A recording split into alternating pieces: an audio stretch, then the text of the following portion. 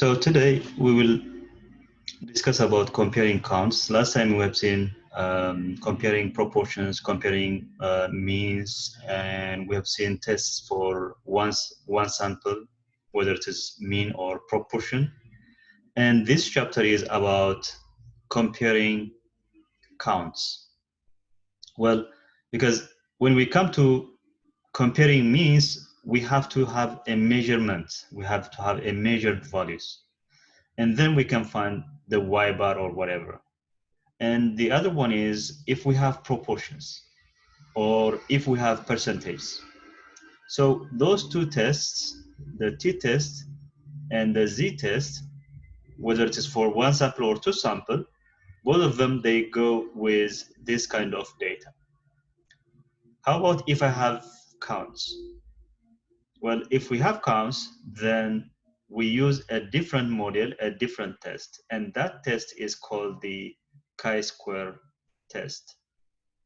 Okay, so for this one, we use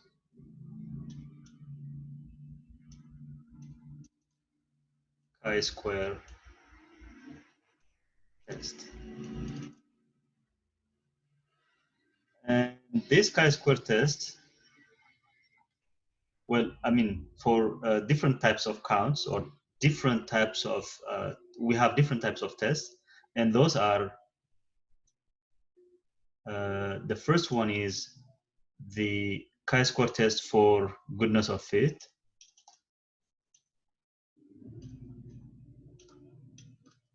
For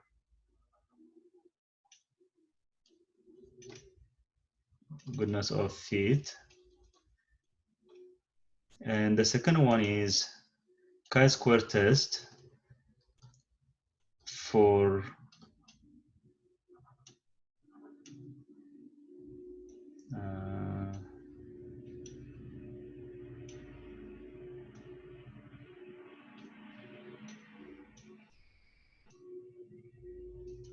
homogeneity.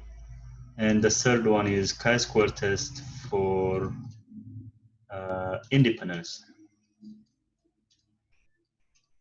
So we have these three types of chi-square tests. And we will see what the difference between these three are. By the way, the procedure, the formula, everything is the same when we come to the calculations. The only thing is, the difference is just the way or the when do we use, or what is the problem, or what type of problem are we trying to solve or to do the test. So the first one is the test for goodness of fit. Now remember, when we have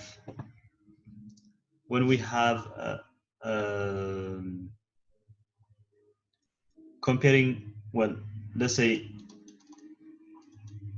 if I have this type of test, for this one we would use the one sample, one proportion,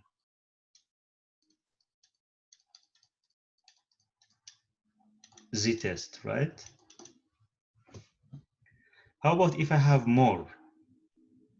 How about if I have, for example, a couple of tests, proportions? Let's say I have P1, I have P2, I have P3, and so on and so forth. And this is equals to some P naught, this is equals to some P01. Let me use this, two subscripts. This is P sub 02, and so on and so forth. Okay. If I have, instead of only having only one proportion and test that proportion whether it's equals to some given value or not, how about if I have too many or more than one proportions and I wanted to test each of them whether they are equal to another value or not? Okay, like this one. And I wanted to do this simultaneously instead of doing it one by, of course I can do it one by one, just we can use this test. But if I wanted to do this simultaneously, then I cannot use this proportion. And of course I cannot use the two proportion z-test because I'm not comparing here. I'm just trying to see if P1 or the first proportion or the proportion of the first population is equals to let's just give a value for this one, 0.3. And I wanted to see if the proportion for population 2 is, let's say, 0.8, and so on and so forth. So I'm trying to see if these are true, all of them, or they are not true, okay? Therefore, in this case, instead of using the z-test, we will use this chi-square test for goodness of fit. Okay, so instead of having one population now, I mean, of course, we have one population, but we have groups here. Okay, therefore, here it is applied when you have one categorical variable. The variable is one, but you have more than one categories. For example, you may consider gender, let's say. So you have under gender is the variable, and under gender you have more than one categories. And from a single population. Now we don't have like two different populations, just one single population, one single categorical variable. And it is used to determine whether the sample data are consistent with the hypothesized distribution or not. So there is a hypothesized distribution, and what we mean by hypothesized distribution is this specified values. Okay, we will have some percentages or some proportions which will be given, and those will be the what we call hypothesized distribution. So we want to see if the sample data, whatever we get from our sample, if that data is consistent with this hypothesized distribution or not. Okay, so to perform this test, of course, as with the z-test and the t-test and every other test, in statistics always we have this assumption. So for this one as well, we have an assumption, and the assumptions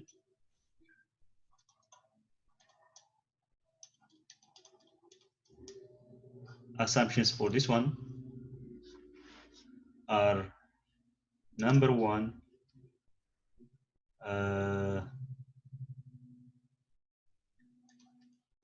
all the data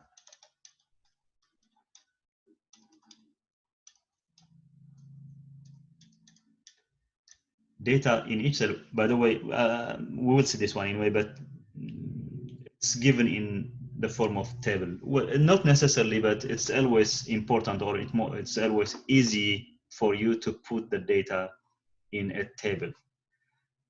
Because if there are more than two or more than one, then it's not easy to follow up or to track what's going on.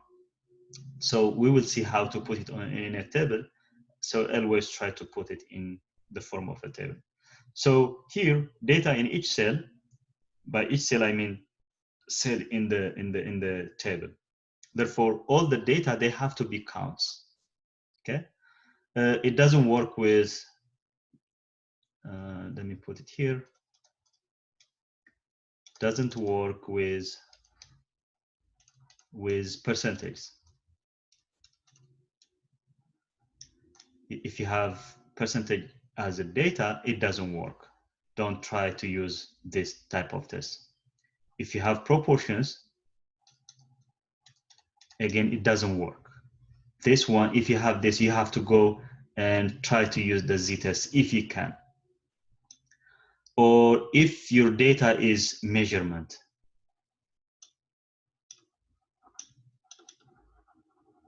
If they are measured value. For example, if you have height, if you have weight, if you have volume, whatever. If you have measured values, again, with this one, we use mean because I can calculate the mean. I can calculate y bar, right? So this goes with this type of data. So do not use any of this. If you have any of this, do not use the test. Therefore, always they have to be counts. And the second one is, again, independence.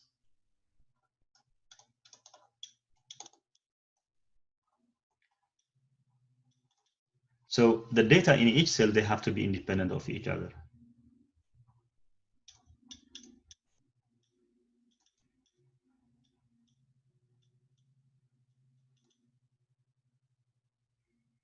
Okay, and we have one more, and that is we have the so-called expected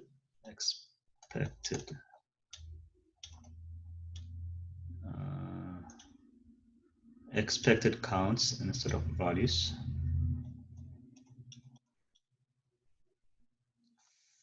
For each cell should be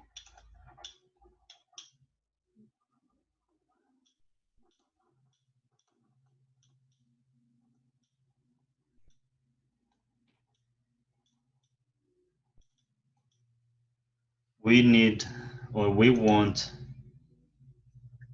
the expected value or the expected count. We will see what I mean by expected count. I have an example prepared.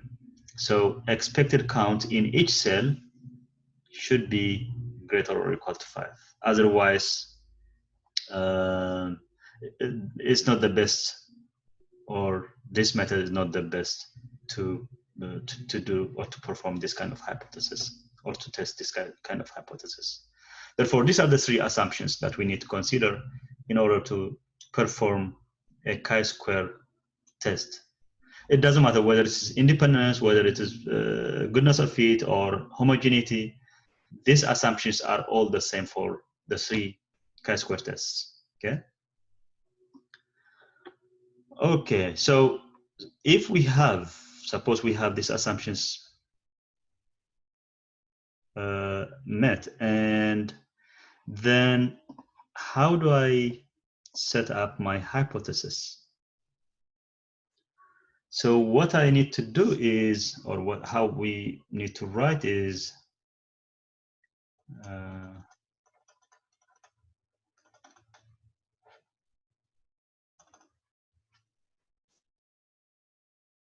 so H sub naught, or the null hypothesis, will be the data. This is not, well, this is, since it's just a statement, it's an English statement, it's not always the same way, but the meaning has to be the same. But you can write in a different way, of course, but try not to change the meaning.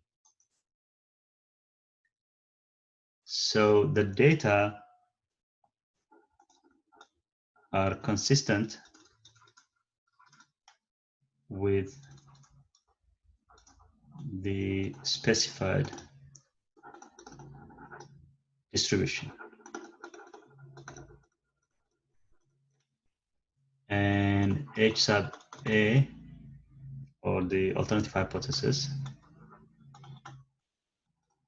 data are not consistent with this specified distribution. Okay. So as you can see, you only put negation to the second statement. One, this is consistent. The second one is, this is false, or this is not true. Okay. So here we don't have the luxury of choosing different alternative hypotheses. We only have one of them, just this one. And if you remember with T and Z, when you put not or different, it will be a two-sided test, right? But here we don't have that one either. We don't have that luxury either, because this is only one-sided test always. Okay, we will see the graph of this, or well, the shape of the graph, the distribution of this chi-square, and it's always, this one means it's a greater. But do not write this one, or do not care about writing greater or something. Just put English sentence like this one statement: are not, is not, whatever, something like that. Okay. But when you when you are finding the, when you try to find the p-value, remember, we don't multiply it by 2. Do not multiply it by 2. Just one side. Okay. Now, here we have the hypothesis. So when H naught is true, or when the null hypothesis is true, we write the test statistic chi-square like this one. This is what we call the chi-square. Okay, this is the chi-square, kind of x, but it's not exactly x. Chi-square is given by summation of O sub I minus E sub I. I will put what each of this means over E sub I, where I goes from 1 to k. Okay, so here I will put the values. K is number of let me put equal. K is number of categories. Okay, so because we said it's only one variable from one population, but that one categorical variable, it may have 10 categories, it may have 2 categories, it may have 3 categories, we don't know. So K is the number of categories in that variable of interest. OI, or O, means observed counts. Okay, so this is the count for each category from your sample.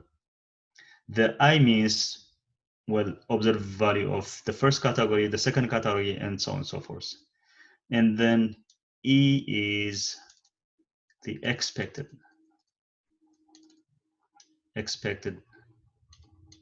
count.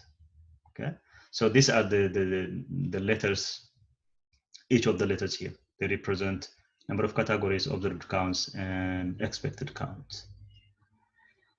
Now, this is the formula, but how do I find, or where do I find this E from? Well, O, I can find it from my sample. Once I have the sample, I can just count each subject from each category. And K, I don't need anything. I can just find it from my sample. But how do we find E, or how do we find the expected counts? Now, to do this, let's look at this example. That way it will be much more easier to understand. So let's consider this example now. So this company claims that 30% of the cars are rookies, 60% are veterans, and but not all stars, and 10% are veterans all stars. So let me put it this way. Should I? Yeah. So let's say R is for rookies, and we have, I will use just V, or we can put the whole, you can write it. And so here we have the categories.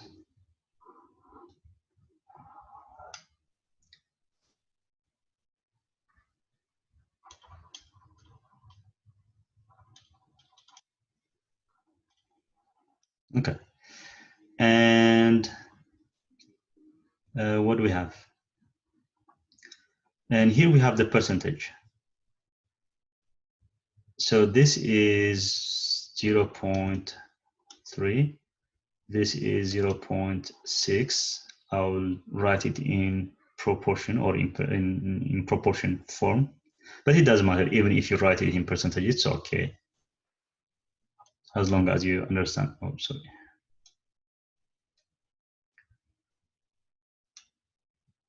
.1. So we said in the null hypothesis, we said the sample data, or the data from the sample, is consistent with the distribution. And this is what we call the distribution now. So this is their claim. They have 30% from this brand, from this type, 60% from this type, and 10% from this type. Now, when you collect the sample, will your sample be consistent with this one? On average, or approximately, will you get like 30% of from rookies, and 60% from this one, and 10% from this one, approximately? Not exactly, but somewhere close to it. Now, from our sample, From the sample, what we have is that here now I have observed. Okay, so I have observed here, and the observed is from the sample. So we have 50 of this type, 45 of this type, and 5 of this type. Okay, in total,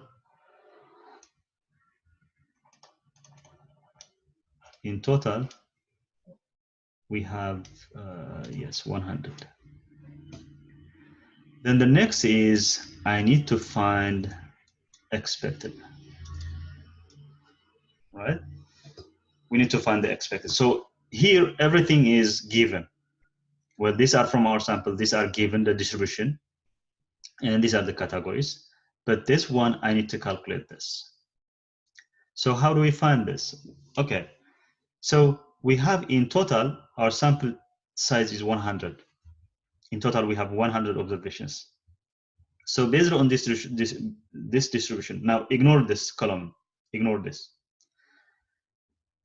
Based on this distribution, if the data is consistent with this one, how many of this 100 do we expect them to be Rockies? We would expect, so E1, I will put it here because I have space.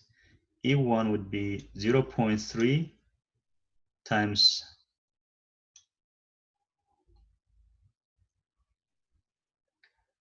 100 times 0.3, which is 30 of them. We would expect 30 of this type. That's what we expect based on this probability or this percentage. E2, expected value of 2, again 100. Out of 100, we expect 60%, which is 0.6. So 60 of them, we expect them to be from this type. And E3, 100, 0.1, 10 of them. As you can see, again, the total is 100. Always the total has to be the same with the actual total. Once you do the calculation, this has to add up to 100 to this one, okay? Otherwise, there is some mistake if they don't add up to 100. Okay, so this is how we find the expected value. So now I have the expected value and I have the observed value. And then we have this formula, okay? And I have to put here, I forgot to put this one. So this test statistic follows a chi-squared model with k minus 1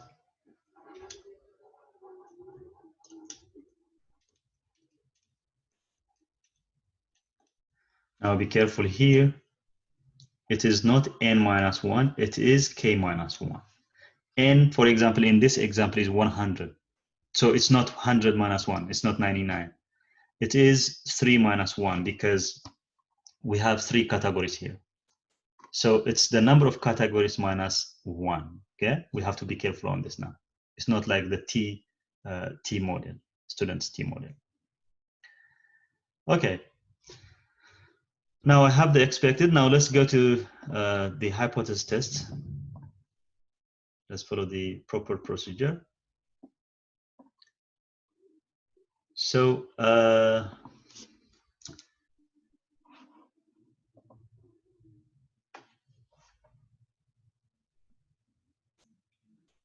so number one, or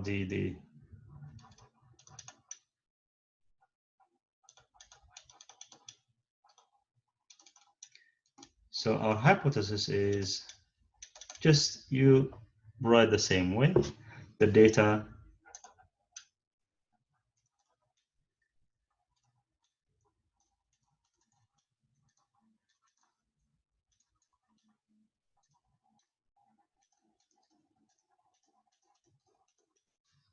and the data are not are not consistent with the distribution. And then we check the assumptions.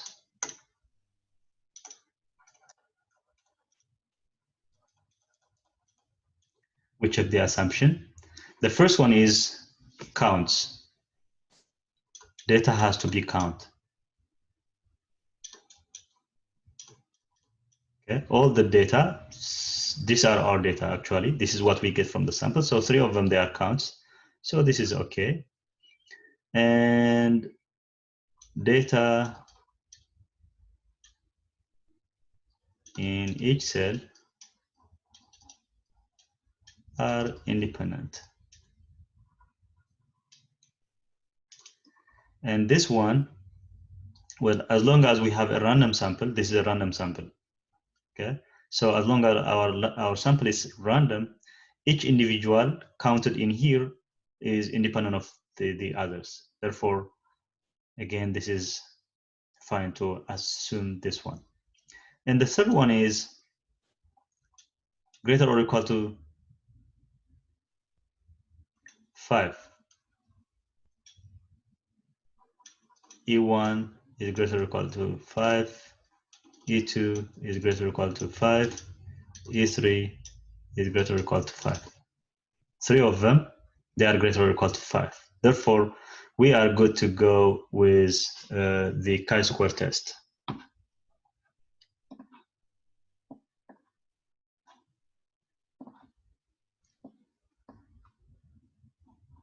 All right, so now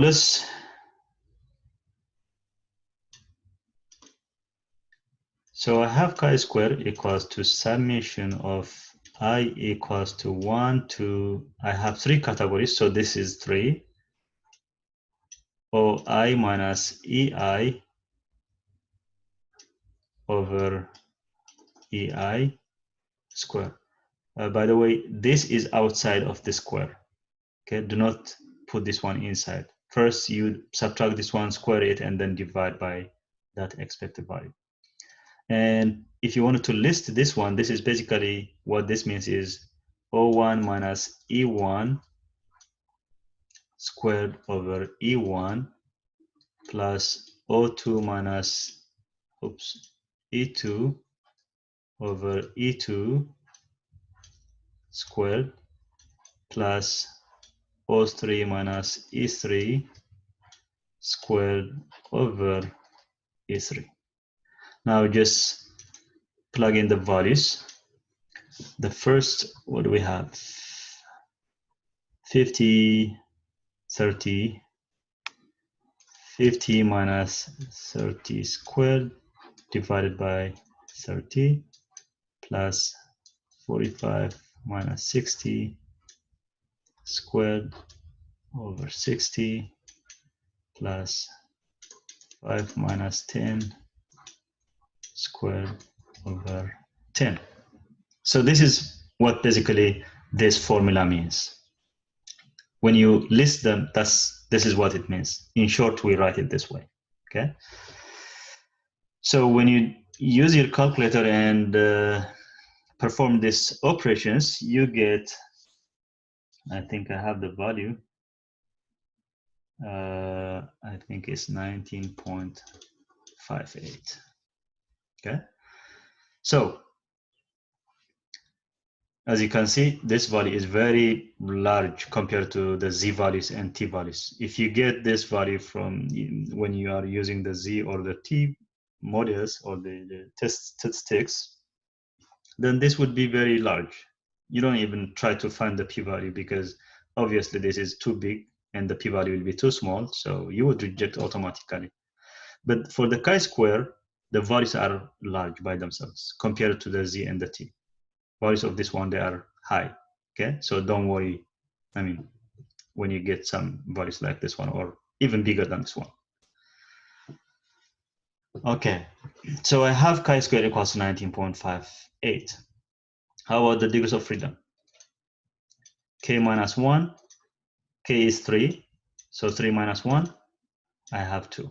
So the degrees of freedom of this is 2. Now, I'm going to show you how to find the p-value using the table and then using chi-square. So here I have the chi-square table. This is from our book. And you may find different types of chi-squares, but the idea is the same always. So as you can see, the alpha is on the right side always. And this is the shape of the chi-square. It's not like the normal. As you can see now, this is not symmetric. Okay? Those two were symmetric, but this is not symmetric. And for this one, we don't have negative values. For those two, we had negative values. Okay? But this one we don't have. It starts from 0 and it goes up to infinity like this one. Therefore, your p-value is always on this side, particularly for this course. Now, you may not find the exact value of the p-value, but what we need the p-value for is just to compare it with R alpha, right? So as long as my p-value, as long as I know my p-value is greater or less than my alpha, then that's good enough to decide. I don't care what the p-value exactly is. So for this, in this case, our degrees of freedom is 2, right? Where is it?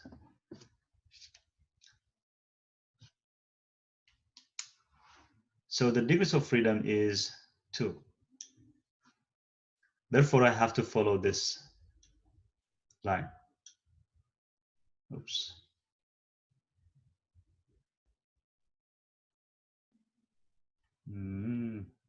Okay. So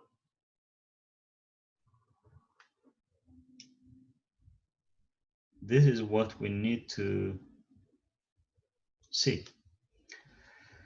As you can see, when you go from left to right, the values are increasing. The values are increasing. These are the chi-square values. And here we have, as we go from here, from left to right, the values are decreasing. And these are the alpha values. These are alpha values. Or just the area to the right of each of these values. So for example, if I have 4.605 somewhere in here, the area to the right of this value is 0.1. The area to the right of this one is 0.05, and so on and so forth. And the area to the right of this number is 0.005. Okay? Now, if we continue, for example, like this, what do we get? Our value is 19.58. So what do we expect the probability to the right of this value? It will be much smaller than this one. Okay? So at least I know my p-value is smaller than whatever this value is, 0.005. That's what I know from this table now. I cannot tell the exact p-value, okay?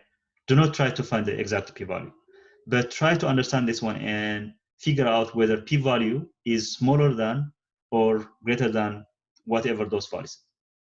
For example, if your chi-square is, let's say, 8, with the same degrees of freedom, with the same line, what will be our p-value? So 8 is, now just look at these values. 8 is between these two values, between 7.3 and 9.2.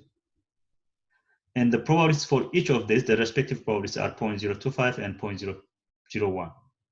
So the probability for 8 will be between those two values. Therefore, what I can say is that this is smaller than this, and this is smaller than this one.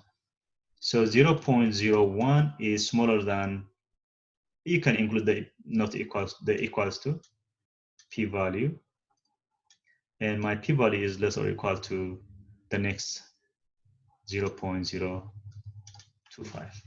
So this is what I can say based on this table. Other than this, I have no idea what my p-value exactly is, and you don't care about that, okay?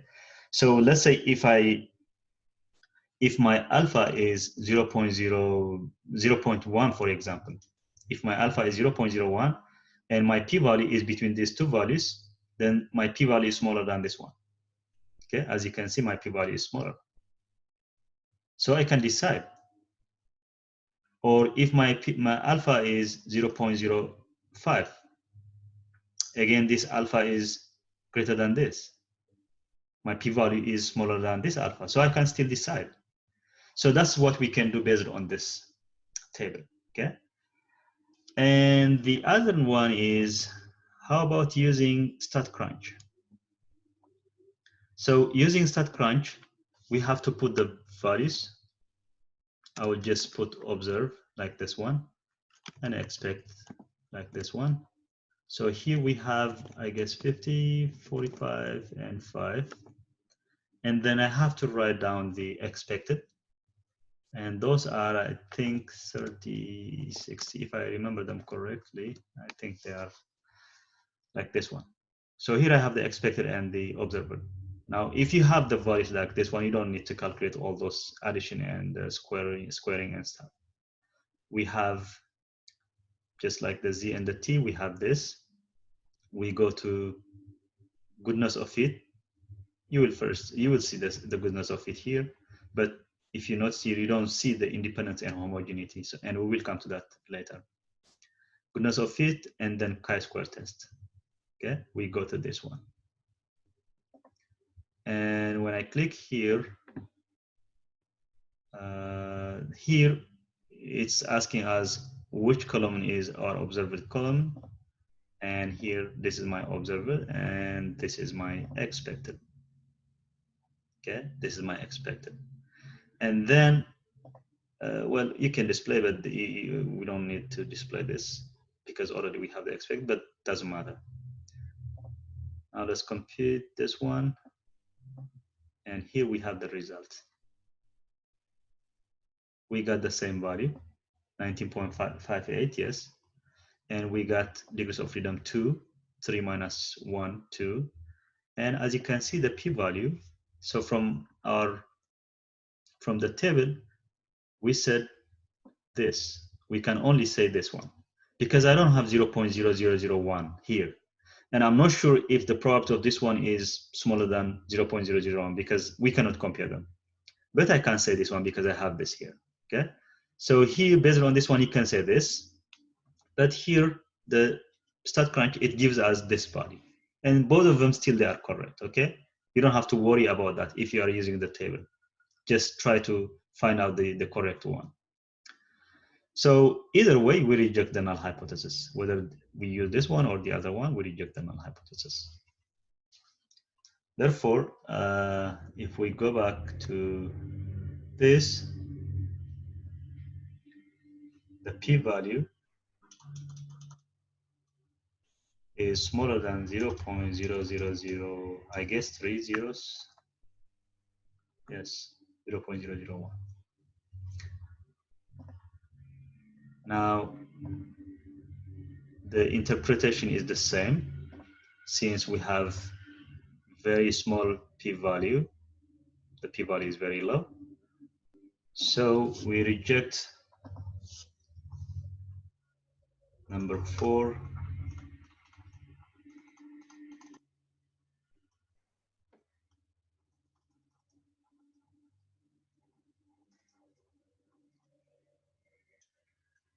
We reject the null hypothesis. Okay.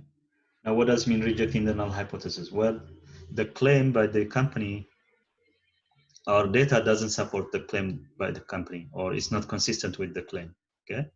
Therefore, either you can write that way, or you can use your own English. It doesn't matter.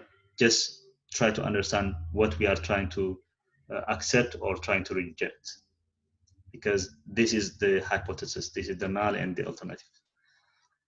Therefore, I would say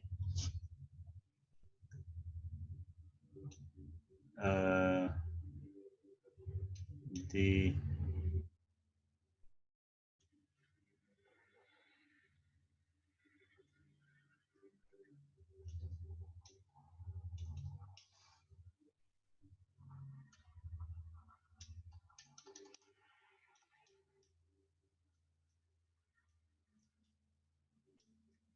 that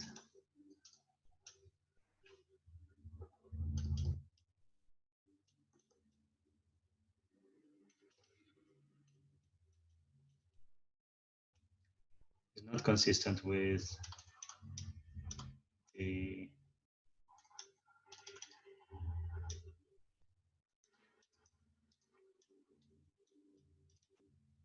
claimed distribution or the specified distribution, it doesn't matter. Okay. Any questions?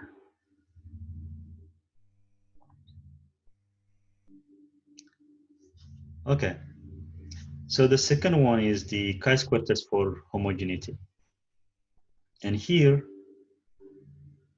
we have a single categorical variable again, the same like with the goodness of fit test. We have a single categorical variable from two or more different populations. The first one was from one distribution, from one population, but this one is from two or more different populations. Okay. And it is used to determine whether frequency counts are distributed identically across different populations or not. And again, assumptions are the same.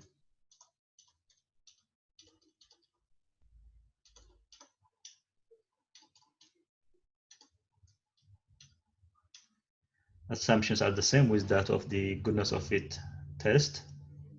And the test is the same again, the formula, chi-square test, summation of, now here I'm gonna use two summations, but don't worry about this. I mean, you don't have to use these symbols.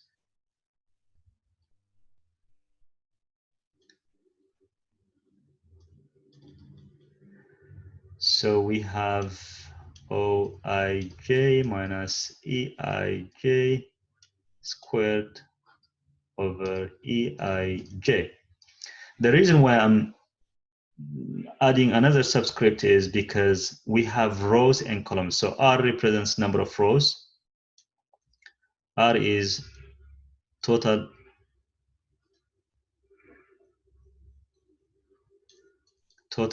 number of rows, and C is total number of columns. Okay, so we are adding row wise and column wise, all cells in the table. And this kind of table is a continuous table. It's 2 by 2, or it's two-way. It's not like this one. If you look at this one, it's not like that. It's just we have one category here, and we have the categories on this side. And here is just observed and expected. That's it. I don't have another category here.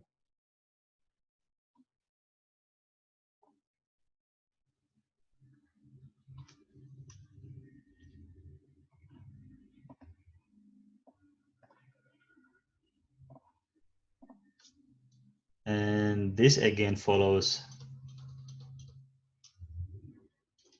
chi-square model with, again, now another difference is the degrees of freedom. In the case of goodness of fit test, we had k minus 1, but here it's not only k minus 1. It is r minus 1, which means the number of rows minus 1 times c minus 1. R minus 1, number of rows times 1, minus 1 times number of columns minus 1. Degrees of freedom. Okay, so the degrees of freedom here is this number, right? Okay, now let's look at this example.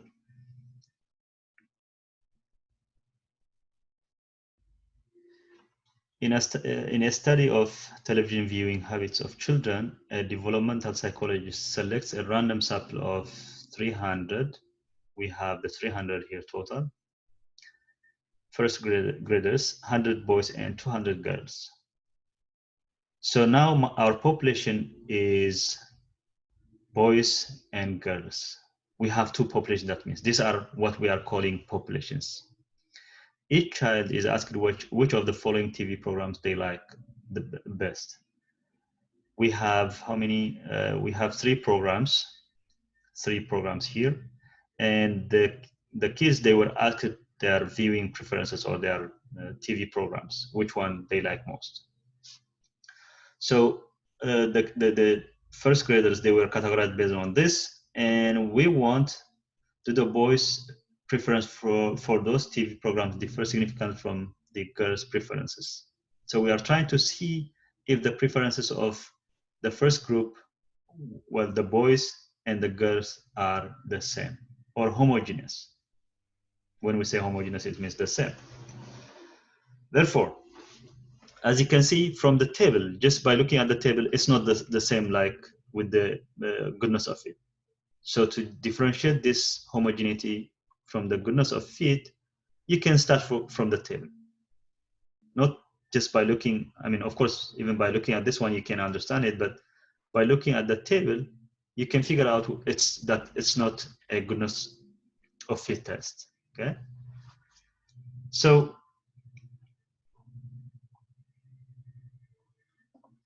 for this type of test, how do we find expected value? We will come to the procedure, but for now, how do I find the expected value?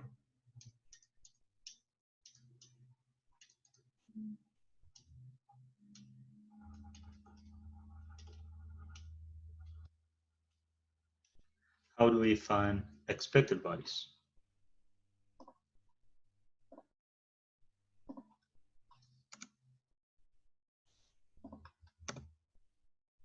Maybe this one.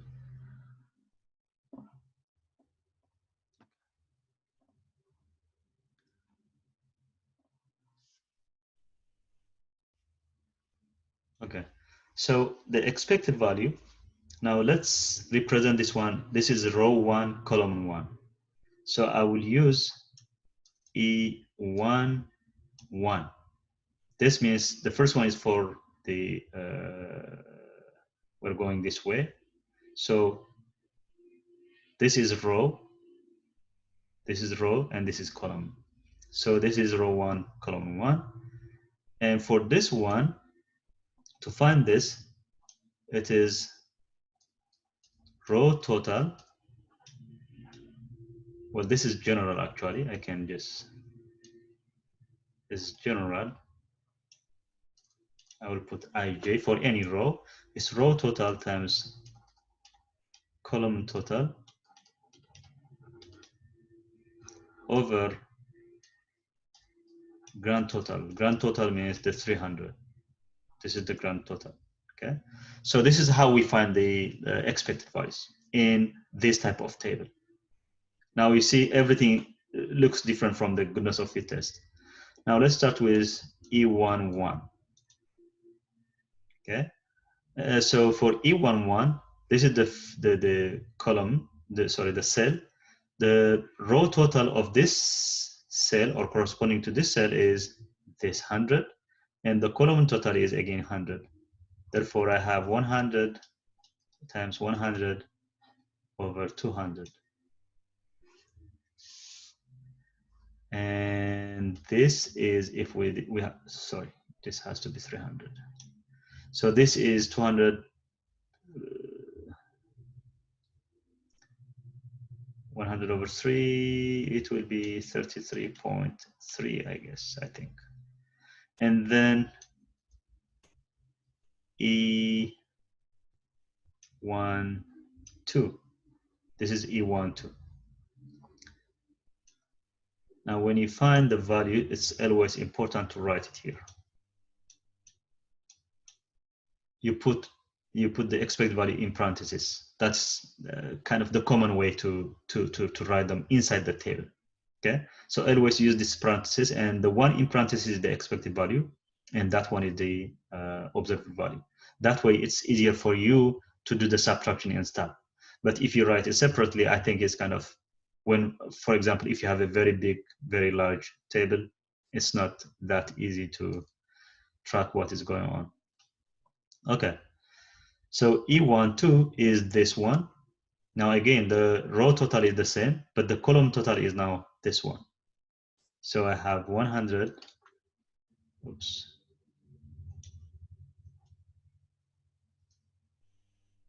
times 110 over 300. And this one is, I think, 36.7. And then E13. Again, this is E13. Just for you to remember, this is E11, E12, E13. You don't need to, we don't have to write this one, just for you to remember. I'm just putting the values. And E13 is 100 again, and 90 over 300, and this is 30. Now what do we get if we add this up? Do we get 100? They have to be 100 again. You can check it. All right. And then we go to the second row. I will start E21, row 2, column 1. So this one, again, for this row, the total is 200. And here we have 100 over 300. This is 66.7.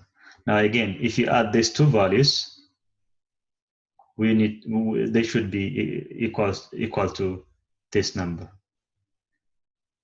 E22 is 200, 110 over 300, and this is 73.3. And the last one, 290 over 300, and I think this is 60. So let me write down those. This is E21. E21 is 66.7. This is 36.7. This is 30. E22, 73.3. E23, 60. Now, when you add up the expected value, you need to get the same totals here. Okay, always that's true. Okay, and the next is calculating the chi-square. Okay, before we calculate the chi-square, we have to state our null hypothesis, the hypothesis.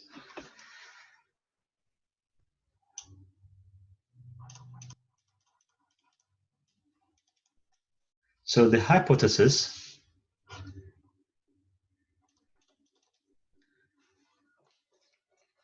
I can say no difference between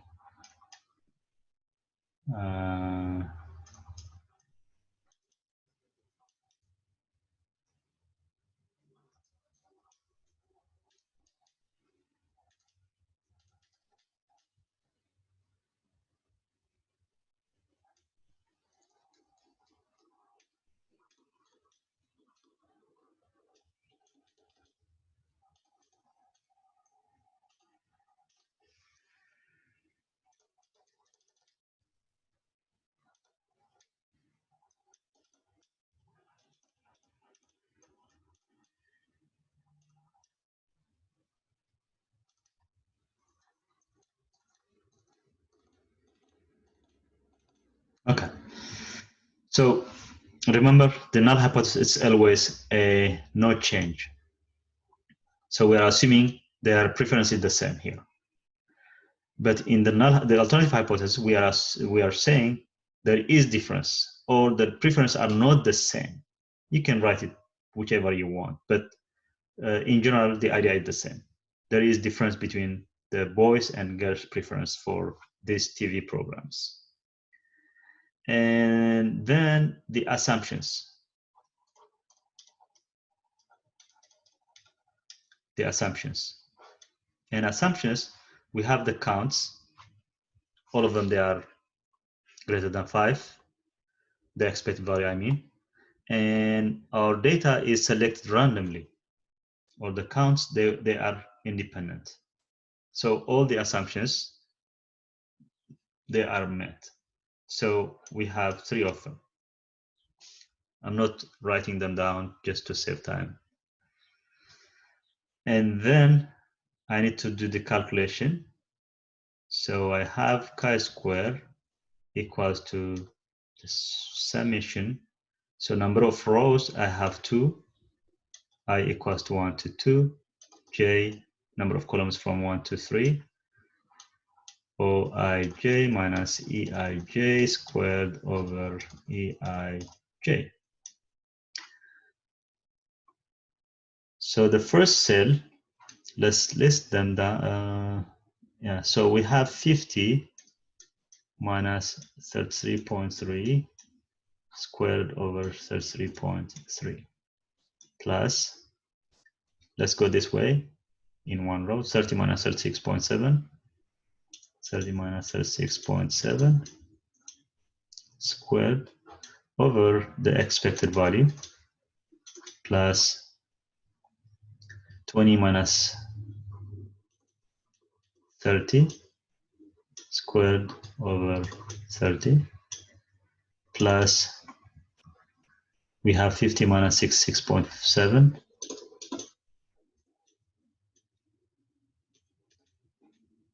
squared over 66.7 plus, I will continue it here, 80 minus 73.3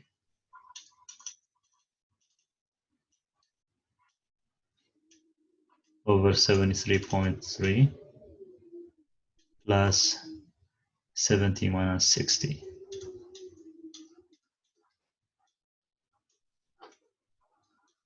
Okay. So we have 6 cells and we have 6 terms here. 4 plus 2, 6 terms.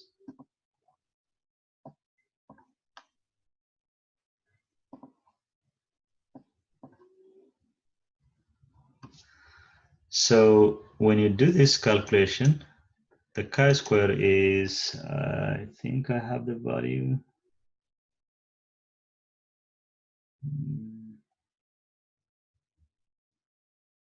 Yeah. So it is 19.39. And how about the degrees of freedom?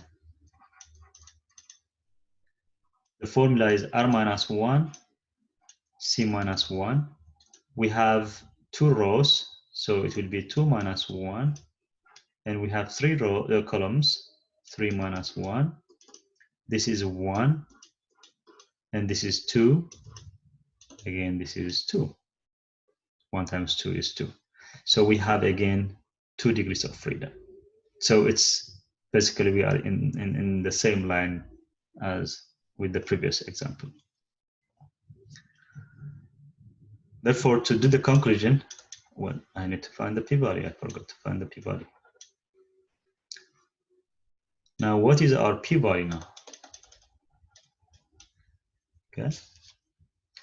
So before we go to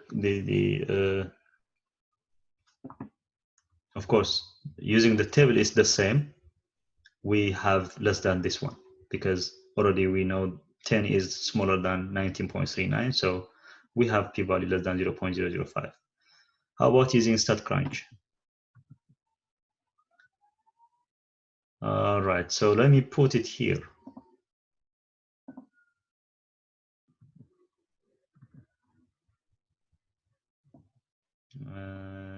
It will take a little time, I think, to put in this data.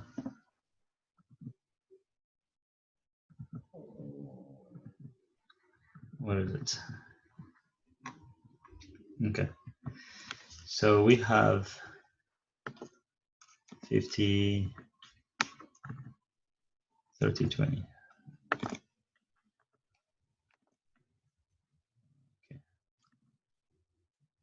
50, 80, 70.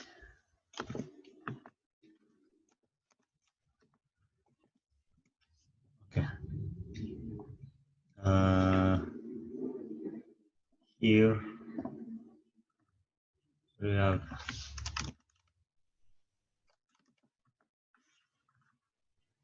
Lone Ranger, Sesame Street.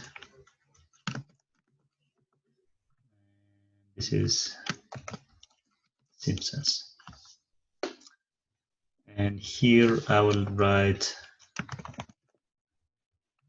this is boys, girls. Okay. So I'm just trying to write the table as it looks like. Okay. Now, remember, this is different type of test. This is chi-square test for homogeneity. And as you can see, the table is different. When we compare it with that of the goodness of fit. So here, in order to perform such chi-square test, we don't go to this goodness of fit now. This is only for the first case. Okay. So now we, where is it? Here, you go to these tables. Remember, for homogeneity, we go to these tables, and then contingency here, because we are dealing with contingency table. And then depending on whether you have data or summary. Now we have the summary, we have the counts already. I counted the values. I have 50, 50, 30, 80, and so on and so forth. So we choose this one. So what are our columns now? So my columns are these three. So I will choose this. I will select these three of them. So to select this, you don't do it one by one. It doesn't go. You see, if I click here, they will change. So select three of them at the same time. Just drag the mouse.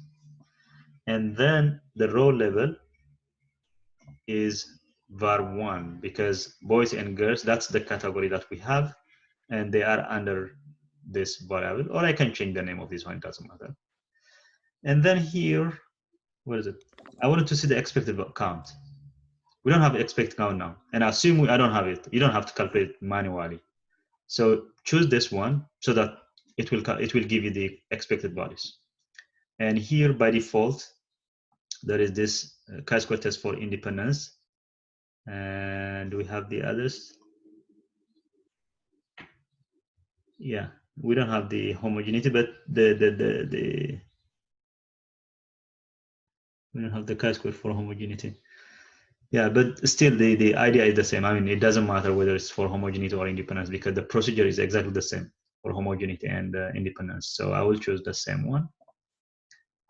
And here you have the result. So as you can see, the expected values are in parentheses, just like what we did. And I guess the values are correct. Yeah, I think we got the same values.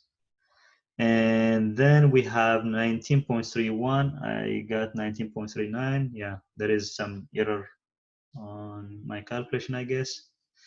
But anyway, our p-value is smaller than 0.009. So p-value is less than 0.001.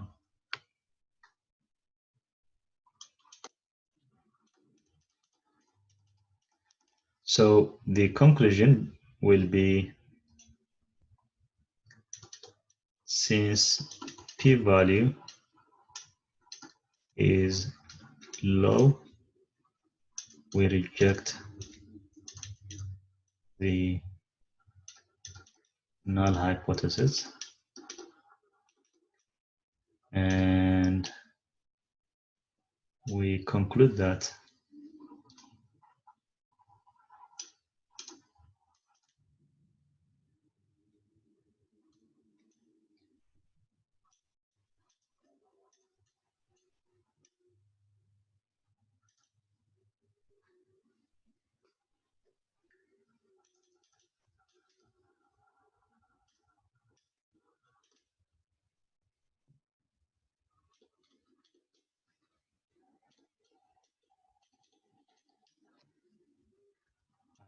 not the same. Okay, so that's our conclusion now. They don't have the same preference.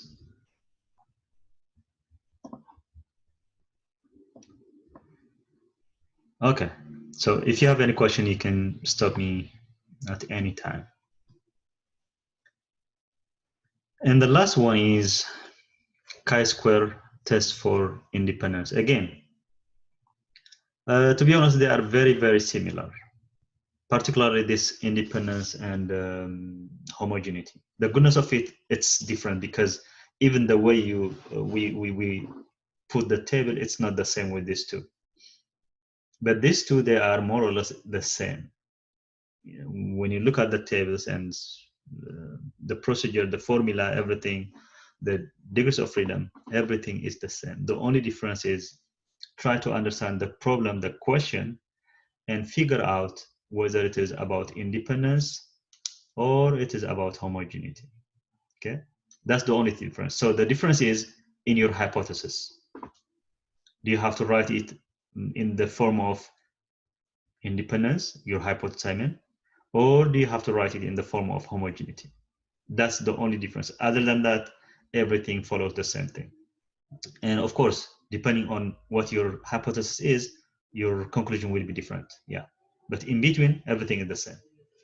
Assumptions are the same, calculation is the same, degrees of freedom are the same, and so on.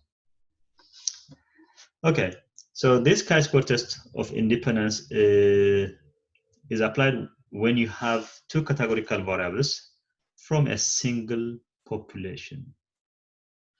Okay, two categorical variables from a single population. Okay, so it is used to determine whether there is significant association between two variables. We are trying to see if there is association between variables. For example, here, I could put this one in a different form. Here, do the boys' preference for this TV programs differ significantly from the girls' preference? So the question here is asking us if the distribution of boys or the preference of boys is the same with the preference of girls. But if the question was slightly different, like, for example,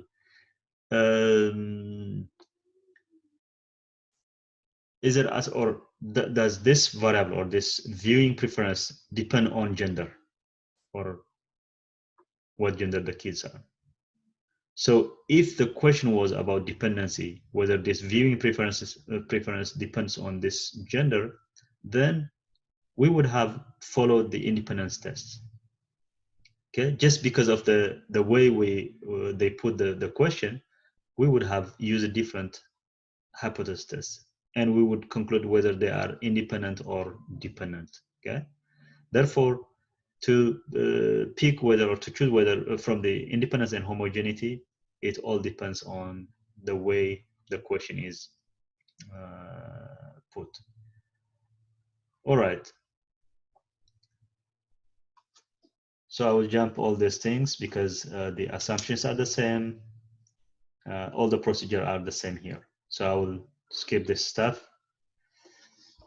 Let's go to this one now. And as you can see, exactly the same question. Okay, exactly the same question. Again, we have voting preference and we have gender. So you may ask, why don't we use the homogeneity? Why is not this one different? Right? So it's all about the way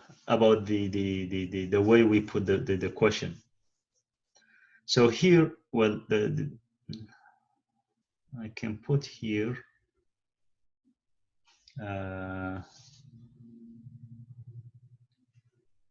Let me put it. Are voting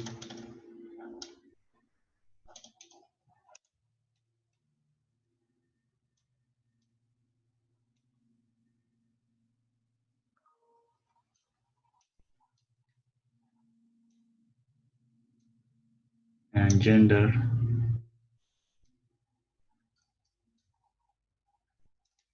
independent.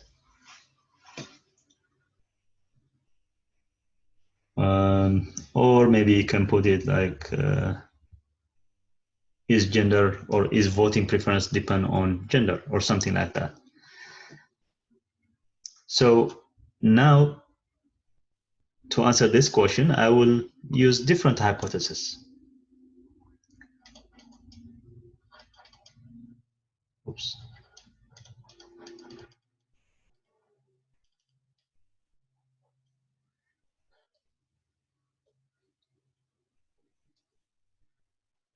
Okay. So here, my variables are voting preference,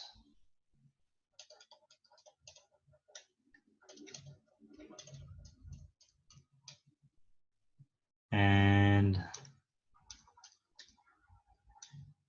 are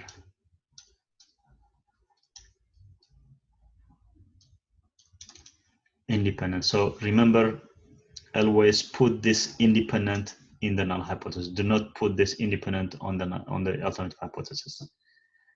And the alternative hypothesis is the two variables are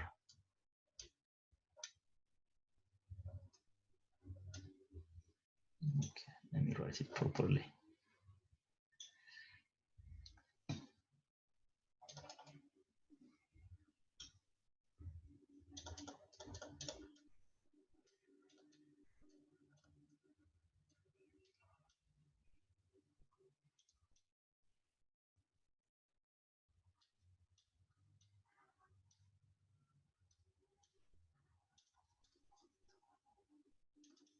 So these two variables, they are dependent.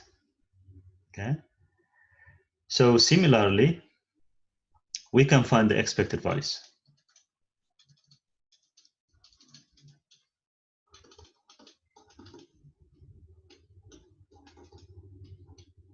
We can find all these values. But for this one, just to save time, I'm not going to do it manually because it's the same way. And I mean, we follow the same thing. So I'm going to put this one on StatCrunch, and we will find it using StatCrunch. So here, 200, 150, and 50. I'll replace this. 200, 150, and 50. And 250, 300, 300, oops, and 50. Yeah. And this is, so what? Republican, Dems, and independent. And here we have the gender.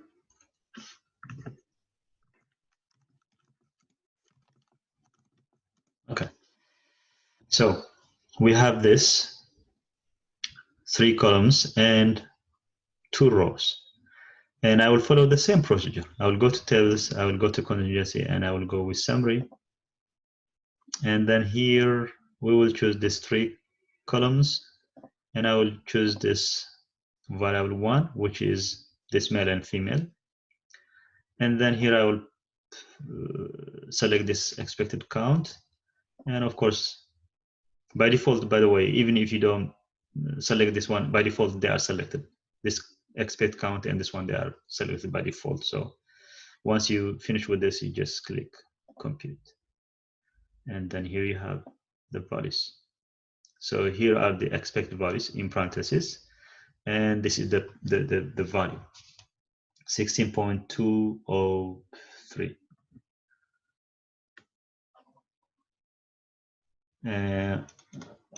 I'm just trying to, so the assumptions are all, because we have the counts and we have greater than 5, all of them, and they are random, so we have the independence as well. So chi-square is 16.20,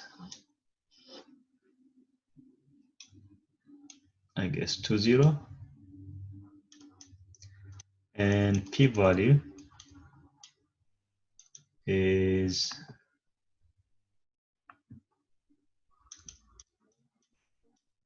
0.02, 0.005. And degrees of freedom, again, the degrees of freedom is r minus 1 times c minus 1. So again, we have 2 because it's the same table that we had with the previous example. Therefore, as you can see again, our p-value is small.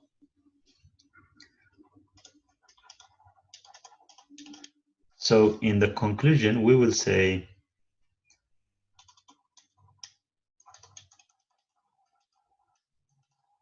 is low. We reject H naught and conclude that now when we reject the H naught, we are not saying they are independent. We are saying there is some association between the two variables, between the parties and gender. Okay, so we conclude that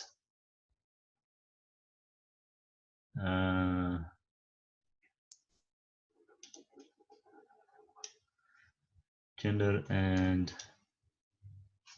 is it voting preferences again?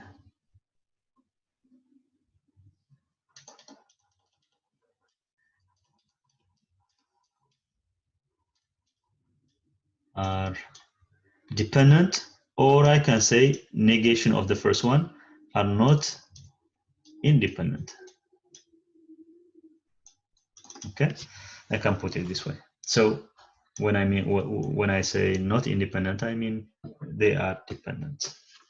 So these are the 3 types of chi-square tests, and basically the 2 last ones, the homogeneity and independence, they are more or less similar, other than the way we put the hypothesis and the way we do or write down our conclusion. Other than that, they are more or less the same. Even on StatCrunch, you follow the same procedure or the same steps. But the goodness of it is slightly different. It's just one category. You don't have, it's not 2 by 2 or 3 by 2 or something. Okay. It's not continuous table. It's just one column table that you have, and then you will have the probabilities or proportions, percentage, and based on that, then you can find the expected. So even finding the expected value with the goodness of it is different. Okay.